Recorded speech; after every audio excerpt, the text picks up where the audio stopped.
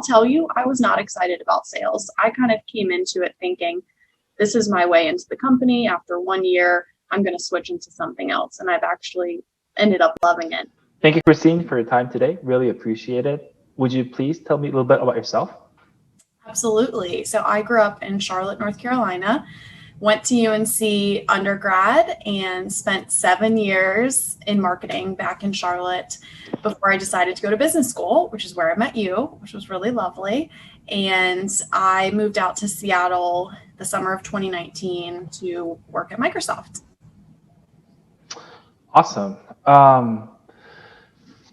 What was your motivation of coming back to UNC for MBA after all the years that you spent there during undergrad?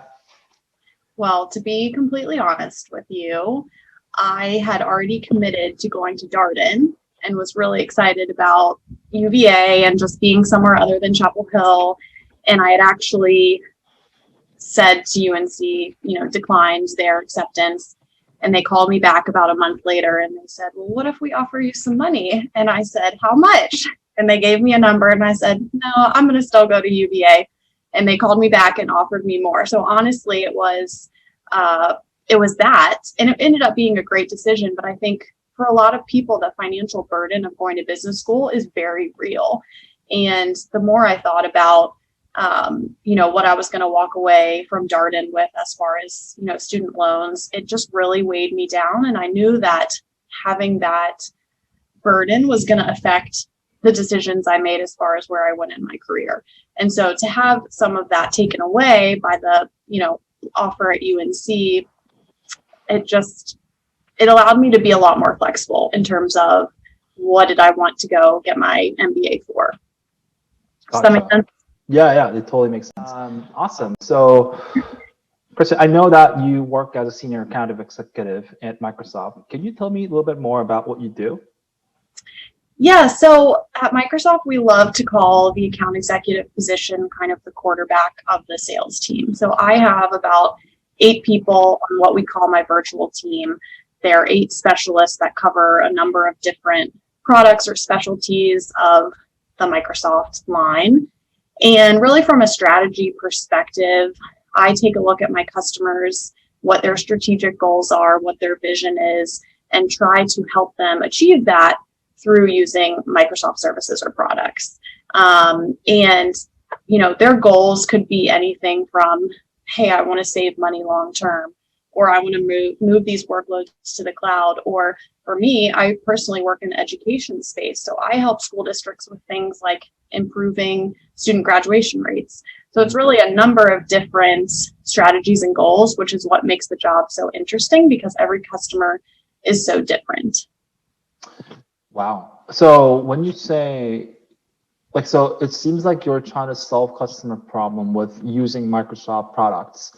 Is there a specific line of products that you work closely with, or is it just like a broader range of Microsoft product as a whole?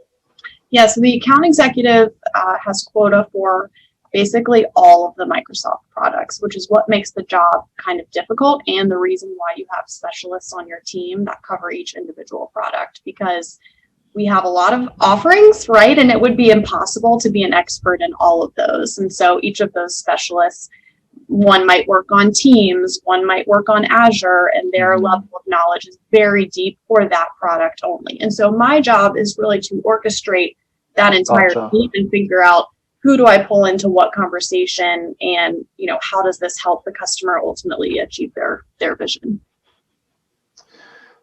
Did you have prior sales background or something very similar to what you do these days?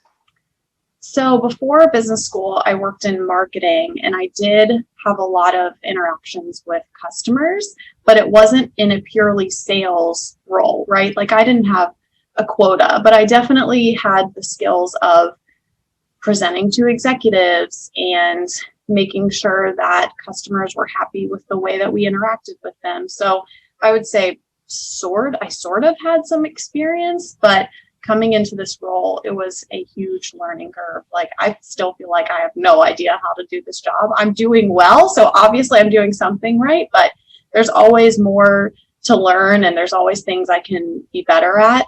Sure. which is really fun because you're never an expert at it. You mentioned something about the learning curve. So was there a specific resource or a person or training that you could utilize when you have those learning curves? Because I know a bunch of us from our class went into Microsoft as a sales role, and I am assuming that probably a handful of them did not really have a background or experience in sales. So just wondering, like, if you guys learn by doing, which means that you just go ahead and like, figure it out, or are there actual materials or training resources that you can utilize? There's both. There are definitely training resources, but for me personally, nothing was as effective as throwing myself in there. I did have a 3-month period of shadowing other account executives who were covering similar customers as what I would have moving forward. And then at about 3 months in, I told my manager, okay, I really just want to jump in because that's the only way I'm going to learn. And it was frightening. I never went to a meeting with a customer alone. I always had someone from that virtual team that I was talking about with me, all of whom had been at Microsoft for at least a couple of years. So when they saw me kind of struggling, they were just jumping in and helping me, which was really great. But yeah, I think in general, Microsoft is definitely a learning culture. There's trainings for everything, and you're expected to do that during your work time, but really to improve yourself, right? To learn about something that you're not familiar with, and that's just part of the culture. So it's kind of both. What are some common backgrounds people usually have in the the account executive sales type of roles in Microsoft? Like, I would assume that it's probably from everywhere, but just want to kind of give a an example. I think from coming from business school, they do not look to anyone to have specific sales experience. Of course, there are people coming in from business school who did work in sales previously, and so they're automatically going to be considered for a sales role, specifically an AE role, because in most people's opinions, that's the most difficult role in sales. But if you think about it, like every role outside of building a product and engineering is a sales role, right? Like you might not be selling to an end customer and have a quota, but you're selling yourself and your ideas to your manager or to other internal stakeholders. So I always tell people who are really scared about applying for sales and not having the background to think about those experiences where they did have to do some of that internal selling and really pull those out and put it on your resume to show that, yes, I do have these executive presence skills. Yes, I have, influencer skills or what have you. If you think back, I'm sure you can find experiences like that that will help you. Now, I would say from a hiring perspective outside of business school, absolutely, they're only going to hire people who have sales experience or who come from the industry itself. So they have the specific level of expertise that maybe some of the internal folks at Microsoft don't have. Does that make sense? Yes, it totally does. And hearing what you say, I think that what really matters is the transferable skills, especially for those coming out from the business school. Absolutely. Gotcha. I forgot to ask you this. So can you tell me about the process of getting into Microsoft? Did you have a referral? Like, what was the application process look like? What was the interview process look like? And like, how long did it take you from applying to getting that offer? So what's funny is that my first year of business school, I knew I wanted to work in Microsoft. I don't know how I found out about kind of the company culture, but coming into business school, finding a place to land where the culture really spoke to me was the most important aspect of career search. And so I found that in Microsoft. And what's funny is that I came out to interview with you for a marketing internship that I did not get, and I was devastated. I was like, I have 7 years of marketing experience. I did all my research on Microsoft. I was really confused about why that happened, but it ended up being positive because I got to come back second year and apply for this sales role. And I'll tell you, I was not excited about sales. I kind of came into it thinking, this is my way into the company. After 1 year, I'm going to switch into something else. And I've actually ended up loving it. But from that experience, first year, I did have some contacts at Microsoft that I leveraged to learn about, okay, give me some feedback on maybe why I didn't get this offer. What do I need to brush up on? And I use that feedback and those people to find other connections to get more feedback. And so I talked to a lot of people, and I think that's really crucial because going back to the culture piece, the culture is the most important part of applying to Microsoft. Like, make it clear why the culture fits in with who you are. And the only way you're really going to know that is by talking to a ton of people that already work here, right? And then apart from that, it was a pretty standard application interview process. I think I had 2 interviews. One was on campus and one was out here in the Bellevue office. And I prepared a lot. I mean, I didn't prepare as much for any other interview except for this one. And obviously it paid off. So preparation helps. How, so just 2 interviews, like just 2 rounds, or like 2 person interviews? I don't really remember. I think it was, so I know for the first round on campus, I think it was just 1 person. I had actually already talked to that person because he was a UNC alum. And so I had connected with him in some aspect over the past year. So that was kind of a nice surprise. And then coming out to the final round interview, I think I had 4 back to back. They were each maybe 30 or 45 minutes. So it was a lot. And they grill you. Like, it was kind of grueling, but I felt really prepared and I was so excited about the opportunity. I think that showed through, and that was probably something that helped me in the end. Yeah. Funny because I remember those days. Yeah, I also interviewed for one of the sales roles. I didn't get it, but yeah, I still remember those days. I mean, I can always refer you now, just saying. Okay, I'm going to take that out from the video, but thank you. What is one experience from early in your life that helped you build an unexpected skill that you use today? Yeah, that's a good question. I think when I had my first real job out of college, I had no idea what I was doing. Like, I studied international studies and Spanish in undergrad and had no business knowledge at all. And I remember going into my first job and trying to convince people to, I don't know, make decisions based on my opinions. And this company where I worked was very data driven. And so unless you had data to back up the reason why you wanted to make a change, it just wasn't going to apply. And that was a very kind of rude awakening to me, like being in the business world of, oh gosh, I've never had to do this. I've never had to think about it. Yeah. And that really stuck with me. And I think the interesting thing is that in sales, you don't always have quantitative data, right? Because you're dealing with customers, it's a relationship, but you have to have some qualitative data to convince people to do something. And so that's something that has really stuck with me, and I could still get better at it, but I would say using data to make decisions and to influence is really important. Awesome answer. What do you like most and what do you like least about your role? Well, I think I touched on this earlier, that every customer is really different and they all have different problems or visions, and they're all at different places in their digital transformation journey. And so it's fun to, I just feel like I'm having varied conversations all the time. No day is the same. I don't know what a customer is going to bring me tomorrow. It could be really challenging. It could be not be challenging, but it's just a fun balance of, constantly being surprised.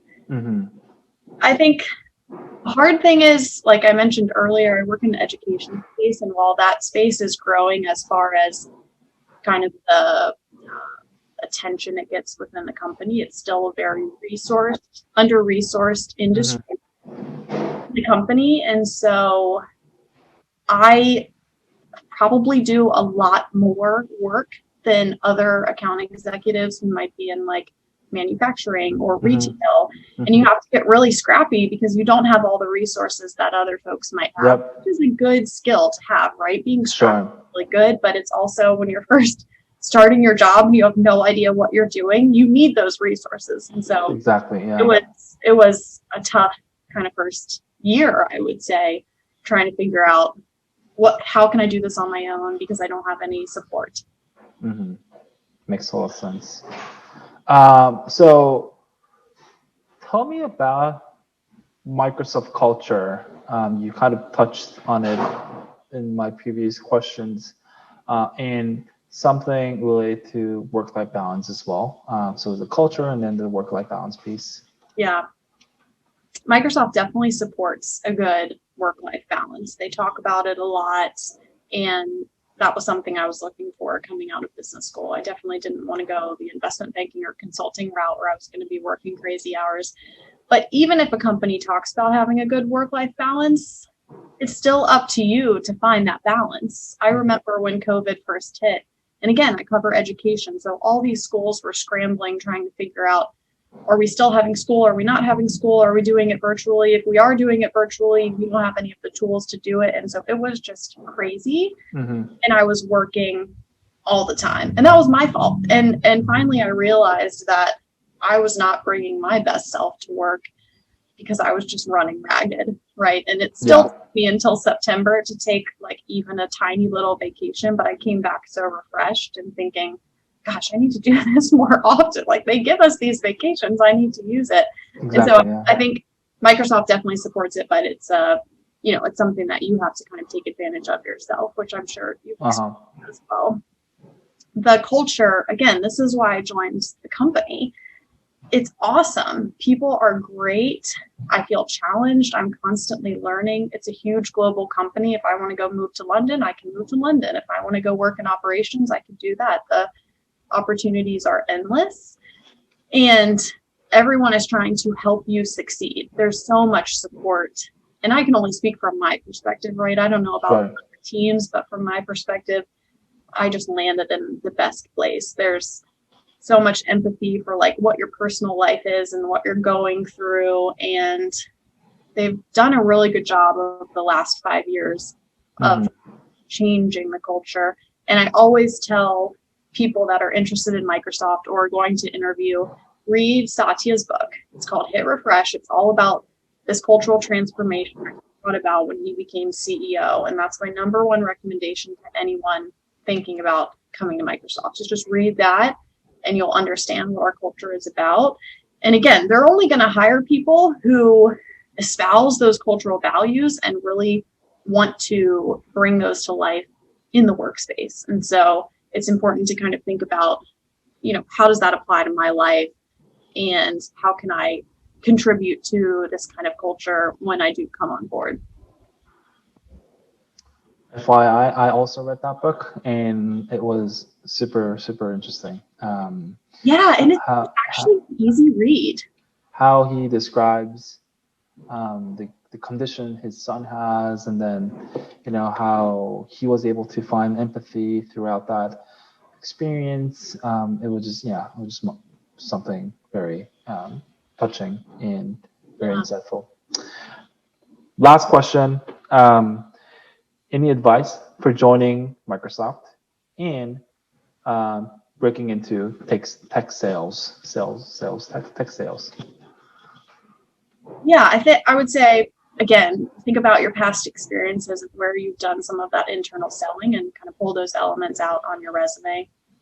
Talk to as many people as you can to figure out if this is the kind of culture that you want to be a part of, because that's a crucial element of, kind of pitching yourself to Microsoft. I just wouldn't be afraid. I remember thinking about sales and I was like, oh my gosh, I don't want to do sales. That reminds me of like a used car salesman. Everyone has this picture of like what sales is, and it's so different than that. And it's really exciting. And I talk to so many MBA students who are thinking about Microsoft or sales, and sales is a amazing place to start, because from here on out, you're going to have this invaluable opinion of what our customers are saying about our products that you can go use in any role in the future. Like those skills are always going to be valued no matter where you go. Gotcha. That was it. Thank you so much, Christine, for all your time today. Absolutely.